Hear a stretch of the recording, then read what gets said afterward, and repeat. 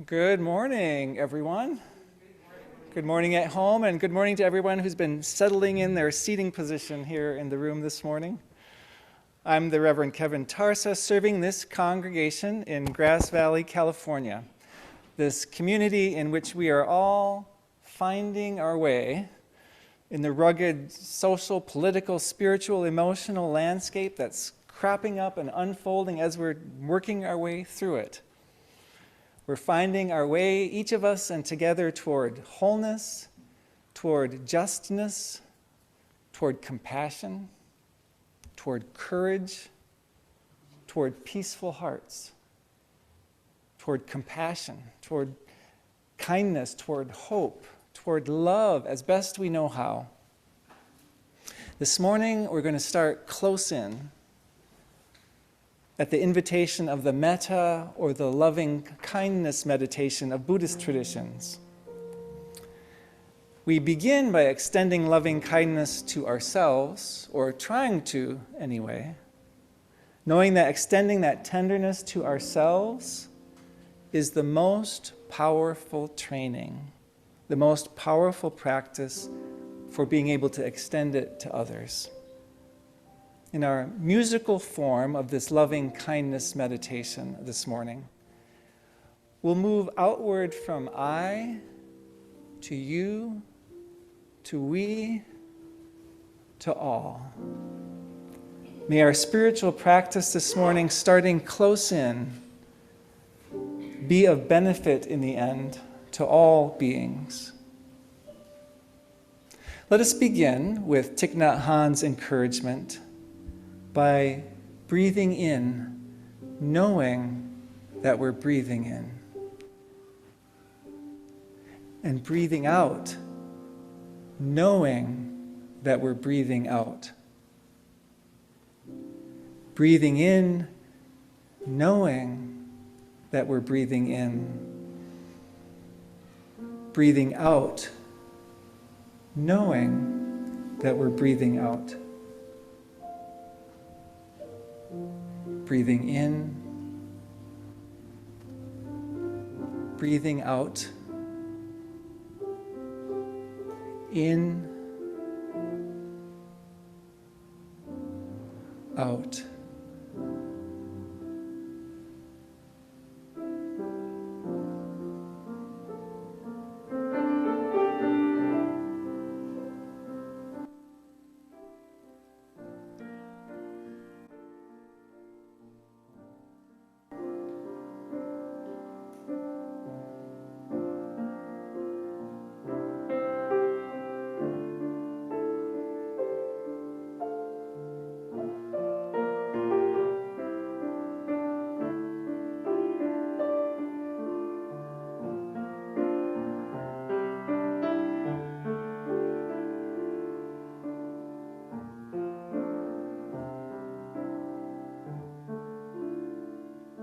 May I be filled with loving kindness.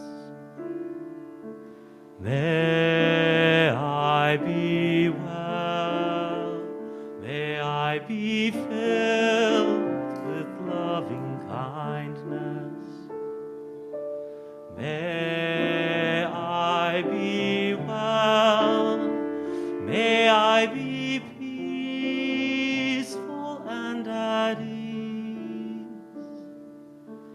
May I be whole. May I be filled with loving kindness. May I be whole. May I be filled with loving kindness. May you be well. May you be peaceful and at ease.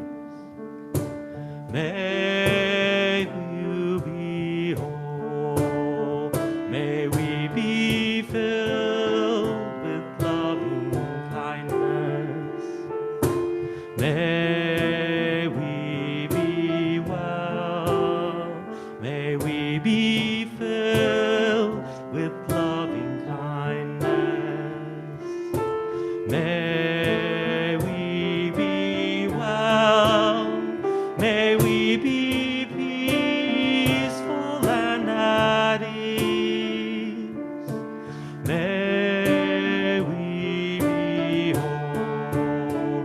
May all be filled with loving kindness.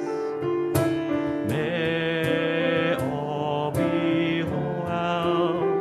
May all be filled with loving kindness.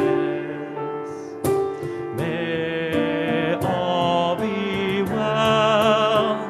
May all be peaceful and at ease. May all be whole. May all be whole. May all be whole.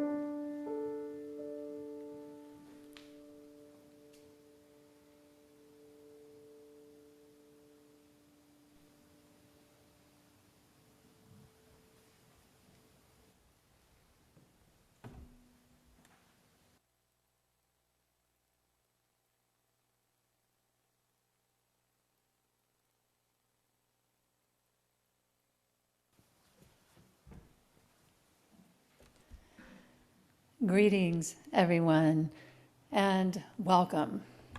Welcome to the Unitarian Universalist Community of the Mountains. To all of you joining us on Zoom, as well as all of you here with me here in this room, we are so happy that you are here.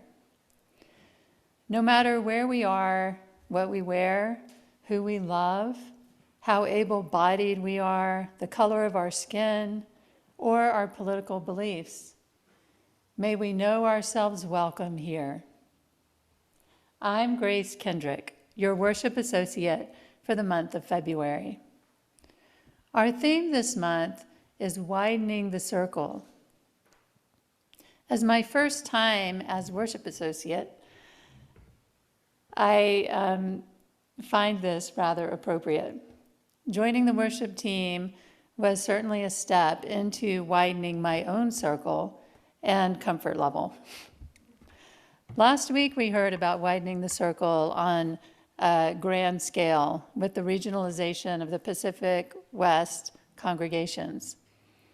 We learned that this decision was made in part to better support the more marginalized UU communities that had fewer resources. Decisions that are made for the greater good have a powerful ripple effect. Today, we will explore what this theme means for each of us in a more personal way. Widening the circle. I'm curious what this brings up for you. I look forward to exploring together how circles impact and bring meaning to our lives. Welcome.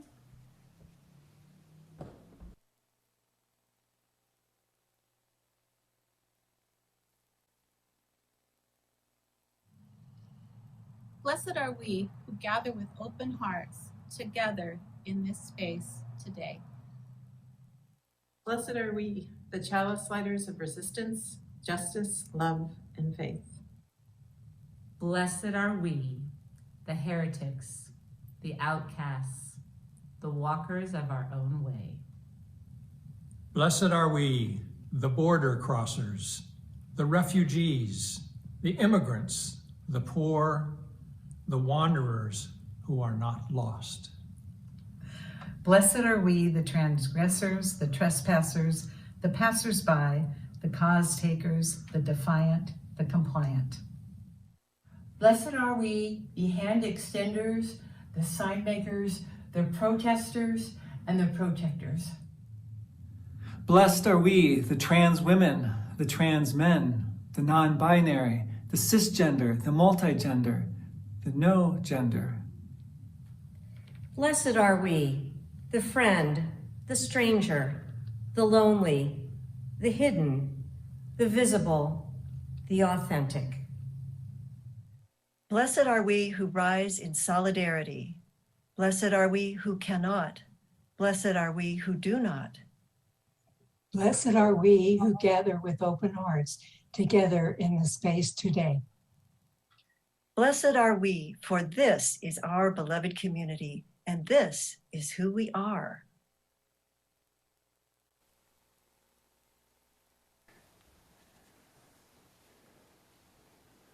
Thank you, Aspen, for lighting our chalice this morning. I invite those of you at home to light your chalice at home. I love seeing those pictures of people's home chalices as they arise. Our land acknowledgement this morning, this honoring of the people who were here long before us, is offered by Connie Wright.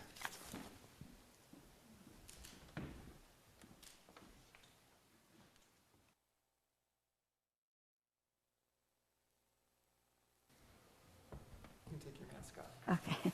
In our commitment to be in respectful and right relationship with the descendants of this area's indigenous people, we place a small basket of black oak acorns on our altar each week.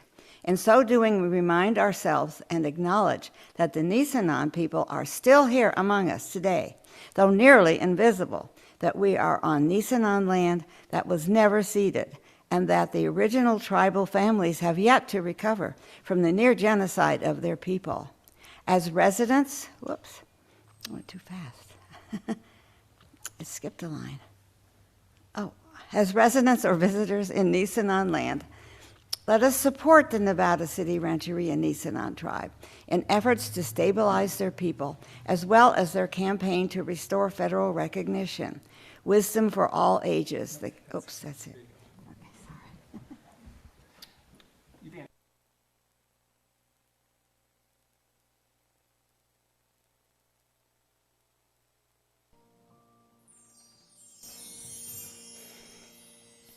Wisdom for All Ages, The King's Highway, author unknown.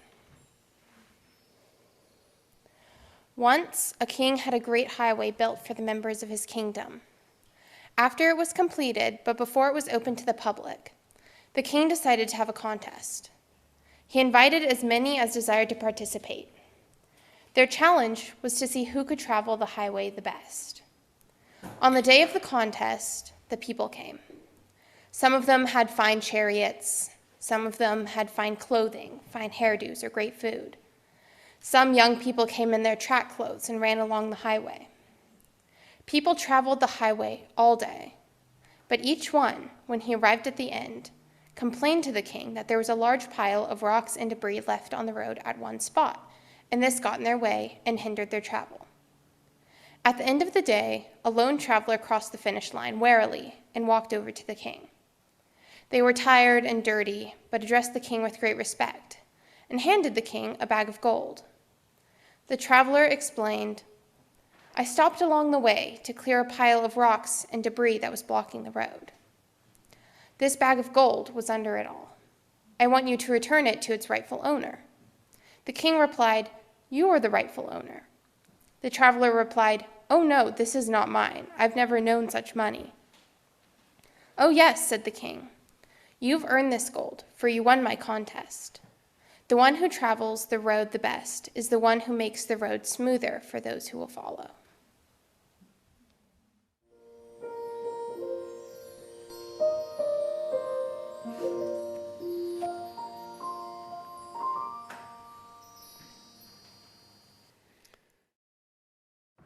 Thank you, Aspen. Thank you, Connie. We began this morning's service by starting close in and moving a little bit outward in our attention in that meta meditation. For this weekly ritual of honoring the joys and the sorrows that we carry in our hearts, I invite us to start outward for a moment. If you're online, I invite you to look at gallery view for a moment, even if there are mostly names there, to see who you're with this morning. In the room, I invite you to look around. We have our mouths and noses covered, but eyes available. See who you're with. Each week we do this ritual of looking inward, but we do it not alone. We do it with each other. So here's a whole Zoom room and a room here full of people with joys and sorrows weaving through our lives. With that awareness that you are not alone, I do invite you then to turn inward, to listen for what is most vibrating, most resonant, what is active in your care and your concern, what is stirring your heart in this moment. It might be world news that is grabbing you. It might be what you've heard from a friend about their new job, the loss of their parent, some change in their life. It might be the doctor visit you had recently that has you wondering or worried. It might be just that wondering about how someone's doing, someone you haven't seen in a while. Andy, this is a little bit high.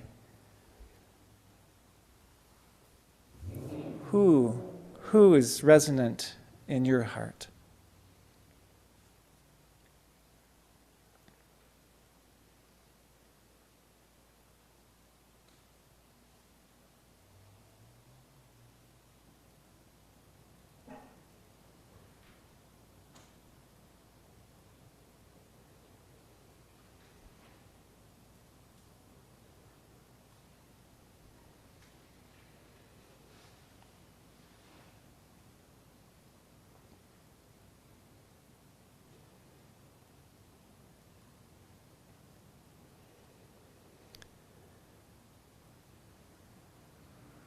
If you're at home, maybe you've taken up this practice of having a bowl of water and a stone, a set of stones to place in. Or you may want to type into the chat this morning some piece of the joy and the sorrow that you carry with you so that we might be witness to it and be present to you. In the room, I invite you, if you wish, to come take a stone and place it in the bowl of water. Not the crystal singing bowl, but the bowl of water this morning. Let the weight, let the texture of that stone represent all that you hold as you place it in this symbol of this community that holds you and the larger love that holds you. And as we do, whether at home, on Zoom, or whether here in the room, let us hold each other, even if we do not see each other's faces completely.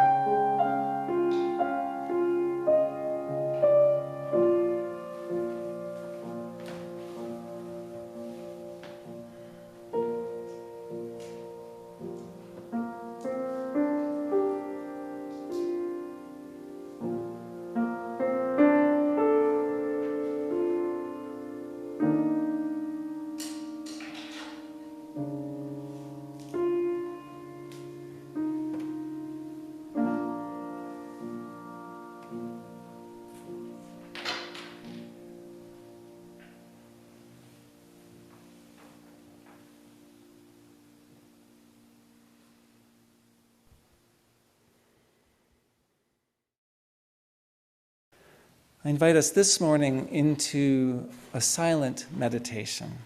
I invite you to find a comfortable position for your body.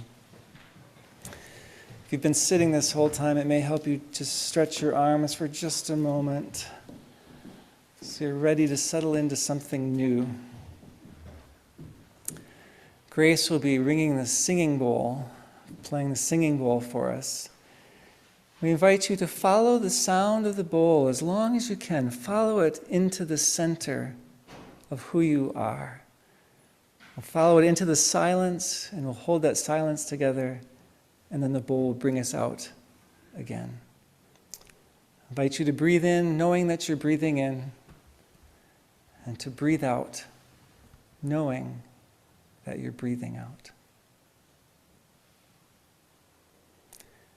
Grace is lighting the candle here that acknowledges all the losses from COVID, the losses of people, but so many other things too.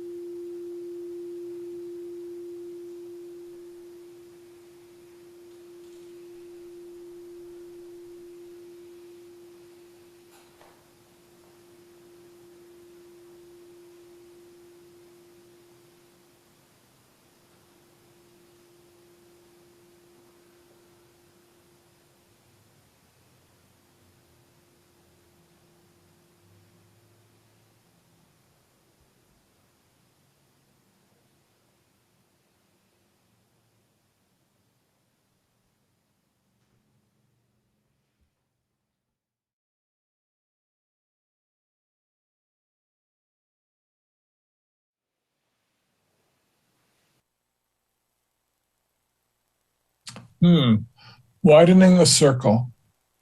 Every circle has a center. I ask myself, where is my center? There is a social center, and there is a personal center.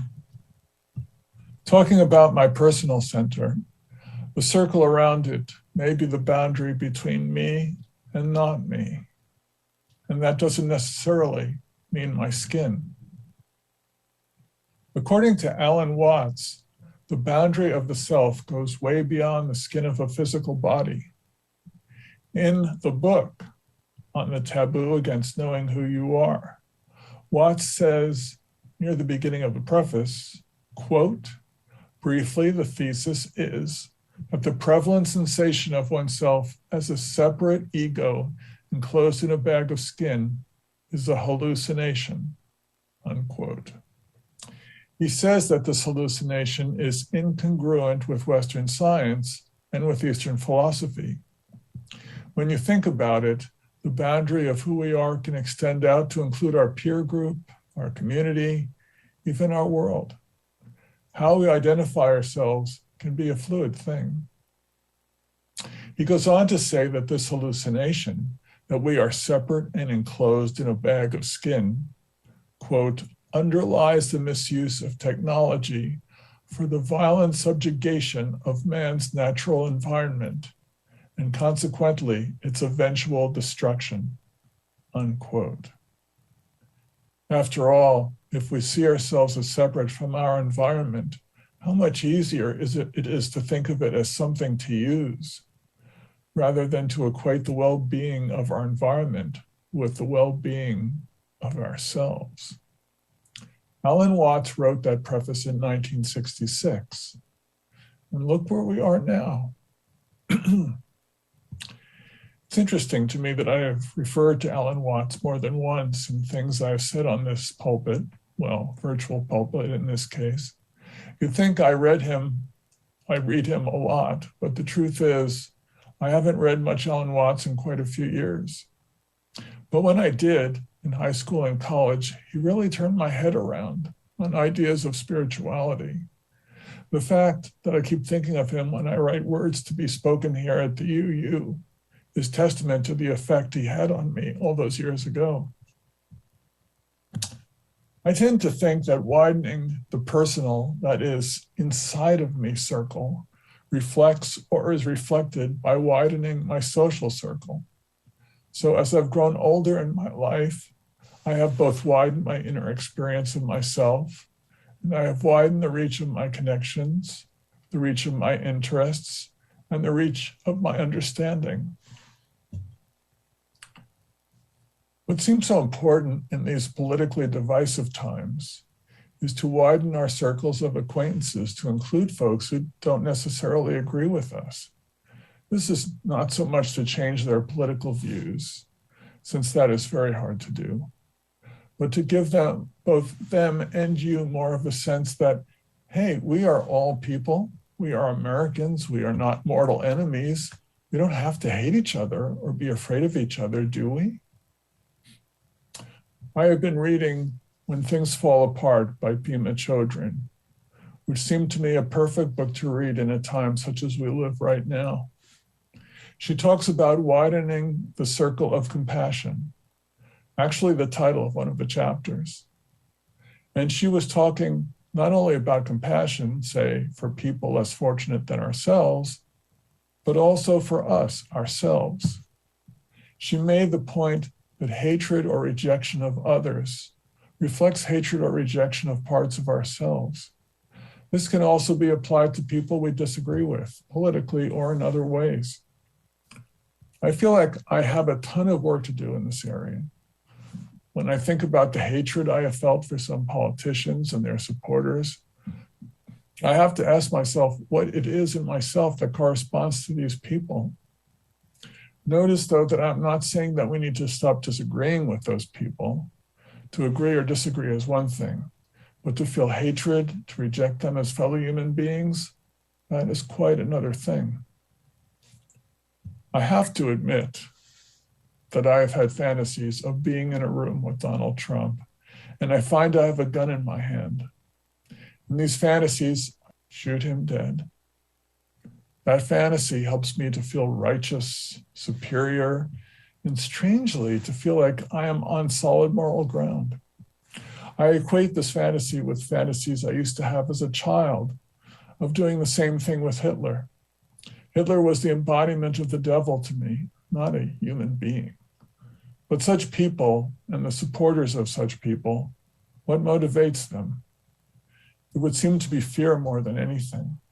They feel threatened. Can't we relate to that in some way? And besides, if I was being shot by my political foes in their imaginations, I might feel threatened too. I'm going to extremes here, but these are real feelings, real thoughts. If I don't stop and take a look at my own inner demons, then what chance do I have of making sense of the strange and scary political forces infusing the life of our times? What chance is there of hope unless we can face these forces not only in others, but in ourselves? This is one way we widen our circle, by looking honestly and openly at the center of our own circle. Pema Chodron calls compassion one of the advanced practices of Buddhism. Very difficult, because to really practice it means applying it in our own lives, not just thinking about it abstractly or as a mental exercise.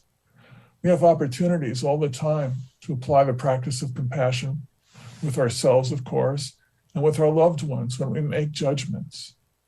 I hate to think about how much of my time is spent judging others. Putting my attention on that, seeing it for what it really is a way to make significant changes in my own life.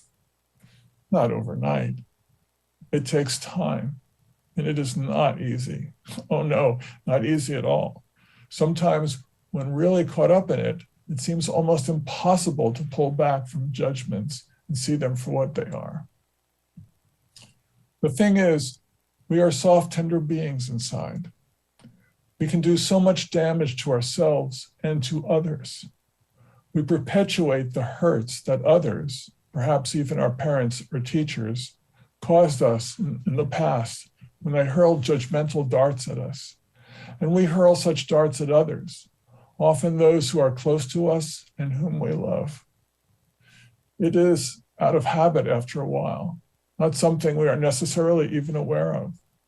So you can see, I hope, why there is good reason for making a spiritual practice out of compassion. Personally, there is a lot of room for me to widen my circle of compassion.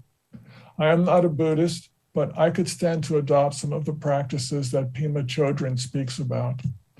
I need to hear this again and again. I am grateful for such reminders and for the models of kindness and compassion that I see around me in this congregation and in the community at large. Let's begin with ourselves. Be kind to yourself. Tend to your soft spots. We all have them. And when you do, see if you don't, after a while, also find more room for including others in your circle.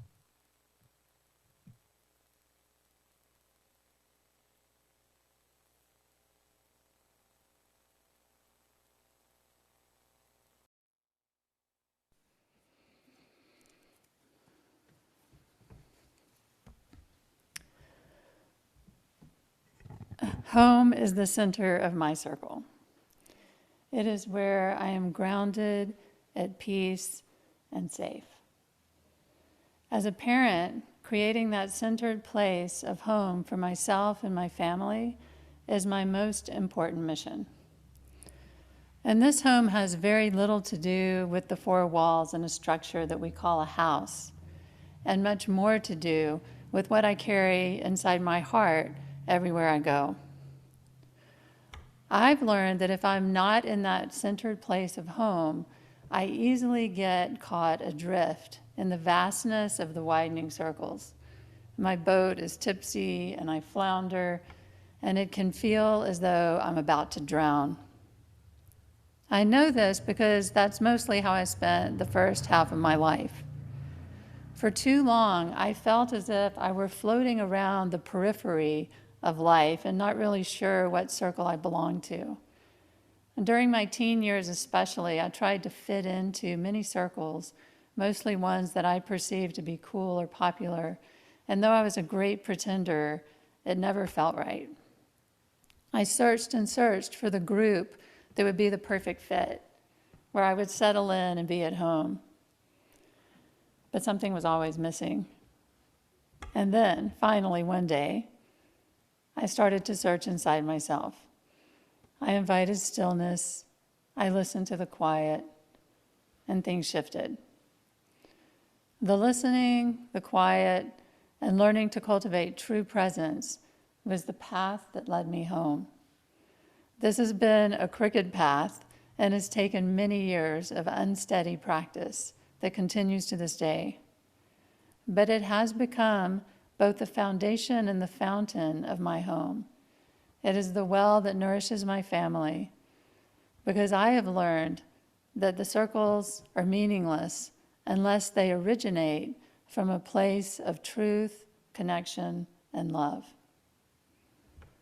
When I'm at home, my inner allies are my inner circle are my trusted allies.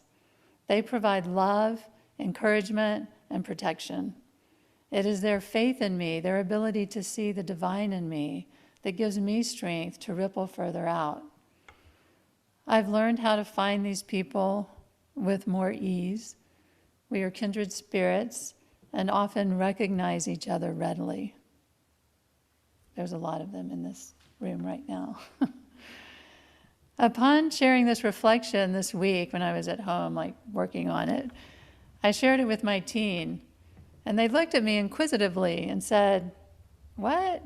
The theme is ever widening circles? But you're talking about ever shrinking circles." I am, and I am not. I guess when I reflect on this topic, what it brings up for me the most is the importance of living in my center, because it is from that sense of safety that I can go wider.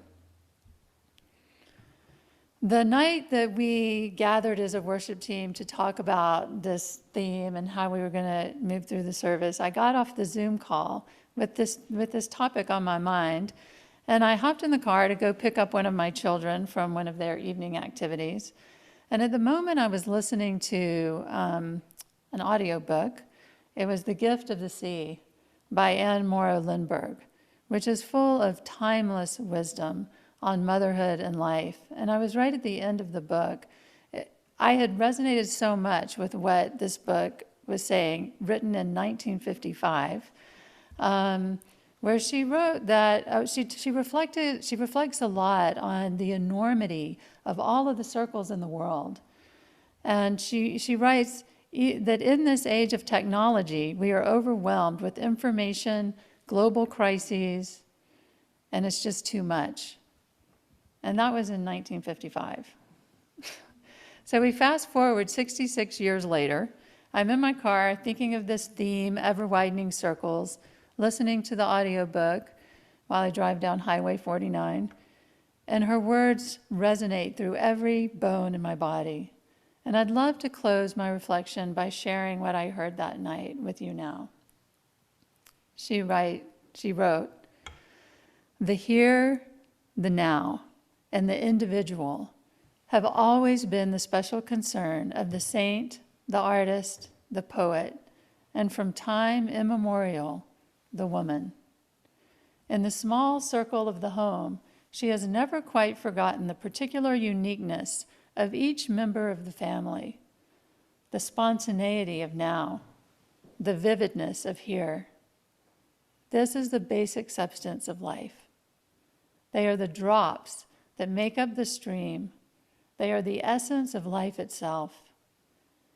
It may be our special function to emphasize again these neglected realities, not as a retreat from greater responsibilities, but as a first real step toward a deeper understanding and solution of them. When we start at the center of ourselves, we discover something worthwhile, extending toward the periphery of the circle. We find again some of the joy in the now, some of the peace in the here, some of the love in me and thee. which go to make up the kingdom of heaven on earth. Namaste.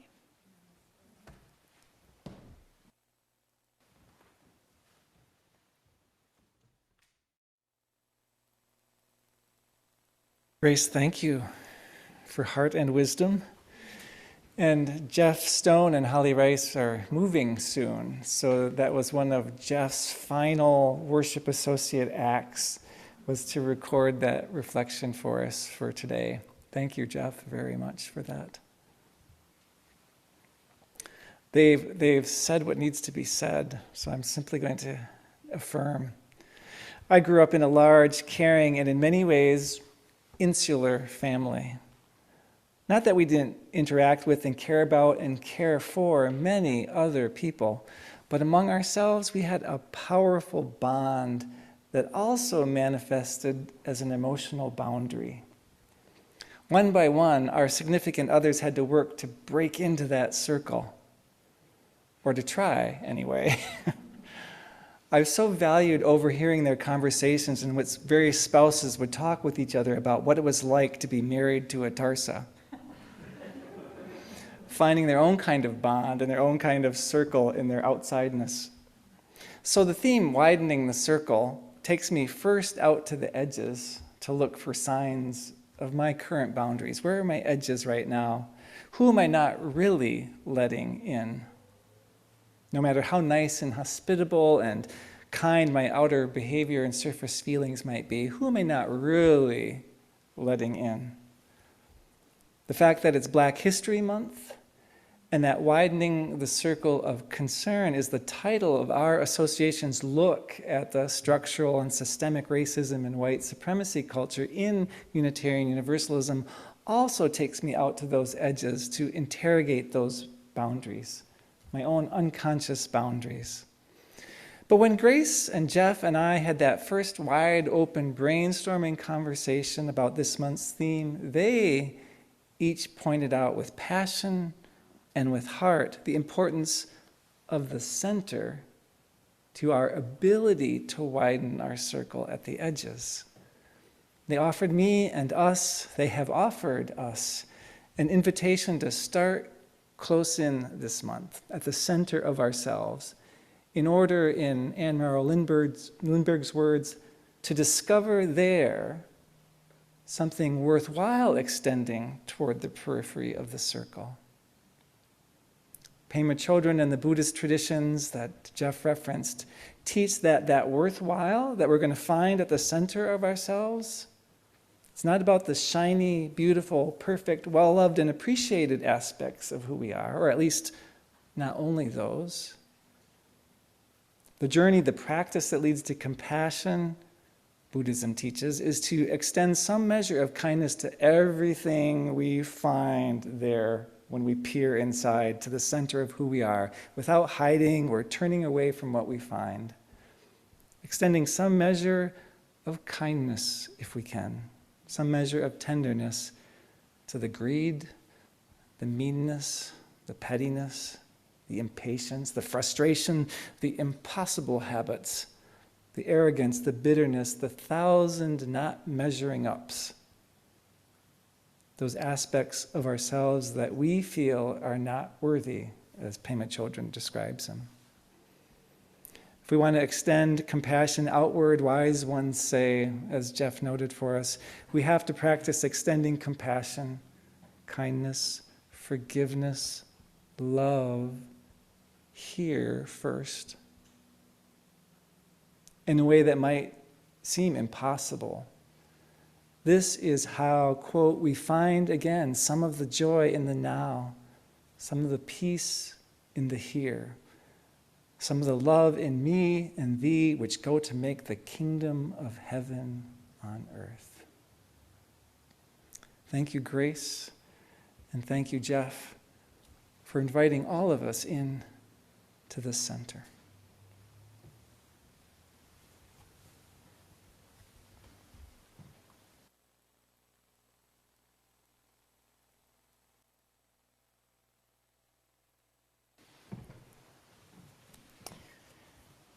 Each Sunday, we have a precious opportunity to spread ripples of kindness and support to a community partner who is making the world a better place.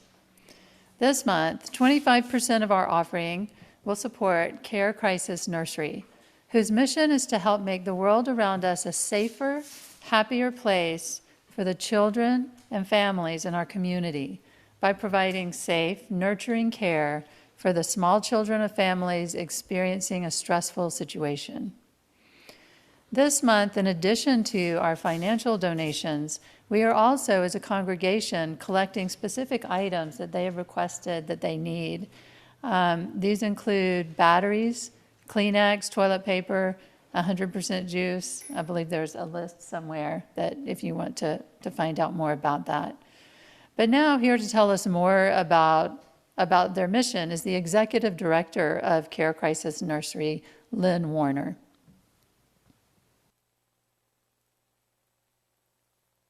Hi, this is Lynn Warner with the Care Crisis Nursery.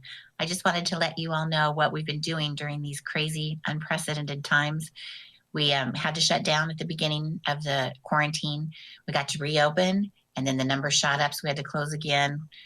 But we are now open again and providing services, our court-ordered supervised visitations, as well as staying in contact with all of our clients, making sure they're okay and have everything we need or they need.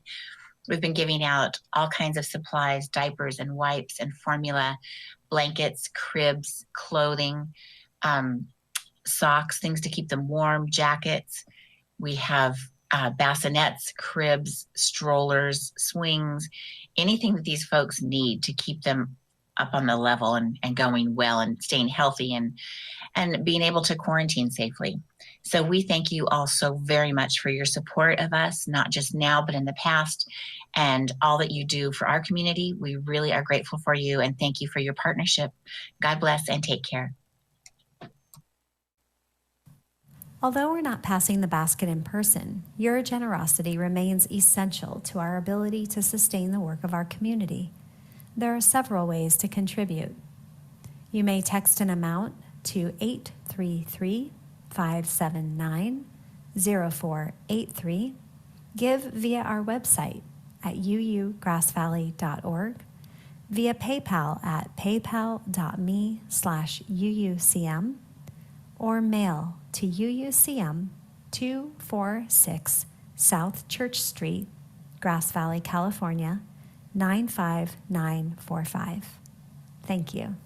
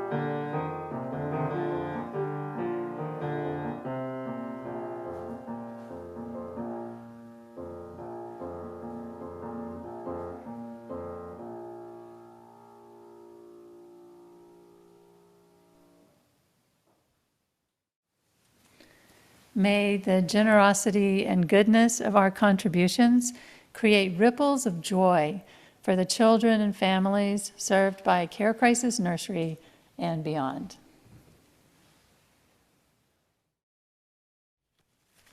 Thank you, Grace, for being our active worship associate this morning, and Jeff very much for helping plan the month as well as offering the reflection today. Thank you to Beth for serving as such a stable chat host for us online, for the folks on Zoom. Thank you, Beth. And our great team over here, some of you get to see them more actively now, Siobhan and Steve and Andy. Thank you very much for the audiovisual escapades every week, the adventures we keep putting you through. Linda Siska did the beautiful setting today with the lovely blossoms. Jordan, beautiful music. Thank you. Thank you for the playing. Our readers, Dawn and Laura and Kern, Pam, Shelley, Beth, Susan, and Burnell, with Corey and Connie as well, reading today. And to George and Corey for being behind the scenes. For a closing song, I invite us to sing these words in, at least in heart, if not always in body, about our heart being in its best place. When our heart is in a holy place, is what Joyce Poley invites us to. I invite you in the room and maybe even at home to rise in body or in spirit. Feel free to move with the music in this closing song together.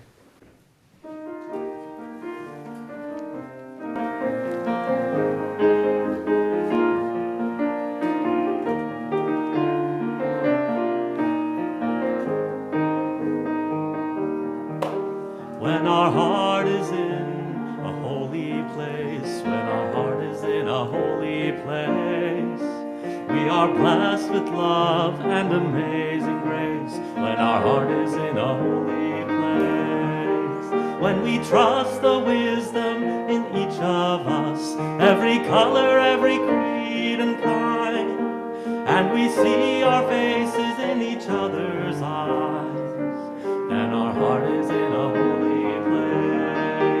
When our heart is in a holy place, when our heart is in a holy place, we are blessed with love and amazing grace. When our heart is in a holy place, when we tell the story of each of us, and we listen with our loving mind, and we hear our voices in each other's words, then our heart is in a holy place. When our heart is in a holy place, when our heart is in a holy place, we are blessed with love and amazing grace. When our heart is in a holy place, when we share the silence of sacred space, and the God of our heart stirs within, and we feel the power of each other's faith, then our heart is in a holy place. When our heart is in a holy place, when our heart is in a holy place, we are blessed with love and amazing grace. When our heart is in a holy place, when our heart is in a holy